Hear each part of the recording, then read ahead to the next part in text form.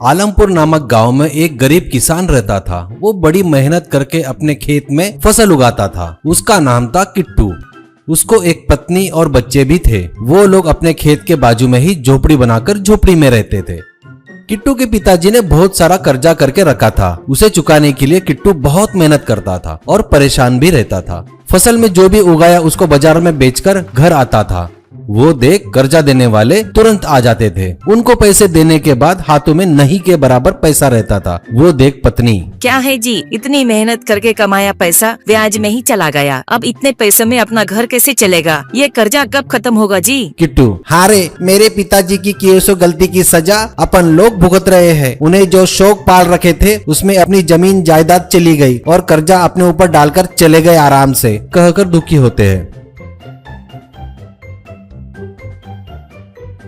एक दिन कर्जा देने वाला एक आदमी को लेकर किट्टू के पास आता है और उनसे कहता है, बेटा किट्टू, तुम हमारा कर्जा चुका नहीं सकते, ये हमें समझ में आ गया। इसीलिए तुम्हारे पिताजी ने तुम्हारे घर के पेपर मेरे पास गिरवी रखे थे ना, मैं वही ले लेता हूँ। इसके बदले में मैंने तुम्हें जो पैसे दिए थे, इससे तुम्हारा कर्जा चुकता हो गया। दूसरा आदमी, तुम्हारे पिताजी ने तुम्हारे खेत के पेपर मेरे पास रखे थे, वो भी मैंने इसे दे दिया है। अब तुम्हें मुझे पैसे देने की जरूरत नहीं है। किट्टू, ये क्या बोल रहे हो जी आप लोग? ब्याज तो देता ही आ रहा हूँ ना मैं, फिर बेचना क्यों? मैं इसके लिए तैयार नहीं हूँ। ये सुन आया हुआ व्यक्ति, बेटा तुम बेमतलब ही चिल्ला रहे हो, अब कोई फायदा नहीं। अब तुम तुरंत घर और अपना खेत छोड़कर चले जाओ, नहीं तो मेरे आदमियों से खाली करवाता हूँ। तू मुझे नहीं जानता शायद, प्यार से बता रहा हूँ, सुन ले, ऐसा कहता है। ये सुनकर वो अपना सामान लेकर घर और खेत छोड़कर दूसरे गांव की तरफ निकलता है।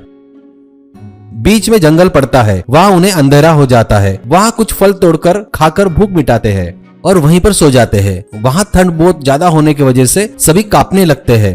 सुबह होती है और वो लोग देखते हैं वहाँ पर एक बहुत बड़ा पेड़ होता है और उस पेड़ में बहुत बड़ा होल भी होता है।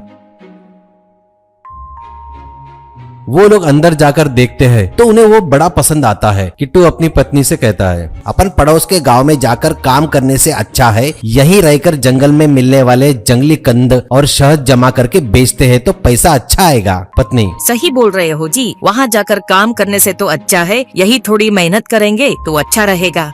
और वो सभी लोग जंगल में कंद और शहद जमा करके हाईवे के बाजू में बेचने लगे।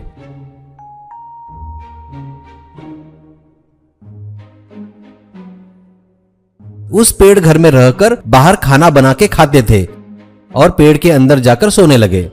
एक दिन किट्टू एक पेड़ पर चढ़ता है किसी कंद के लिए। उसे पेड़ के नीचे कुछ बात करने की आवाजें सुनाई देती है।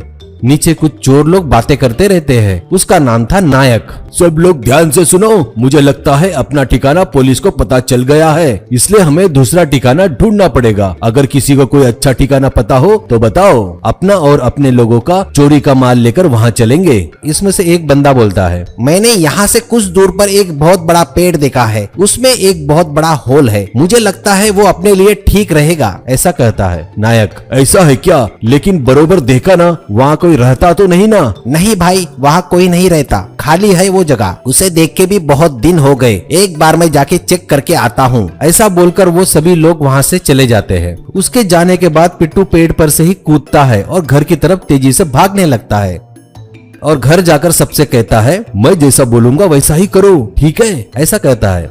अब वो उनका पूरा सामान लेकर एक पेड़ के पीछे छुप जाते हैं और देखते रहते हैं। तभी वहाँ एक चोर आकर अच्छे से देखता है, चेक करता है और वहाँ से चला जाता है। कुछ देर बाद वो चोर लोग लूटा हुआ धन बोरे में लाकर वहाँ रखते हैं और उस घर में रख देते हैं।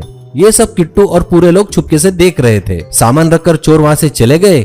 किट्टू चलो कहते ही सभी लोग उसके साथ वहाँ पर आते हैं। अंदर जाकर देखते हैं तो बहुत सारे बोरे रखे हुए थे। किट्टू खोलकर देखता है तो उसे बहुत सारा पैसा और गहने मिलते हैं। फिर किट्टू के इशारे पर सभी लोग मिलकर एक एक बोरा उठाकर वहाँ से चले जाते हैं। फिर चोर लोग वहाँ आते हैं पर उनके बोरे कम हो गए, उनको ध्यान में नहीं आता। अब किट्टू उन पैसों से बड़ा बंगला, कार सब खरीदता है और ठाठ से जीता है।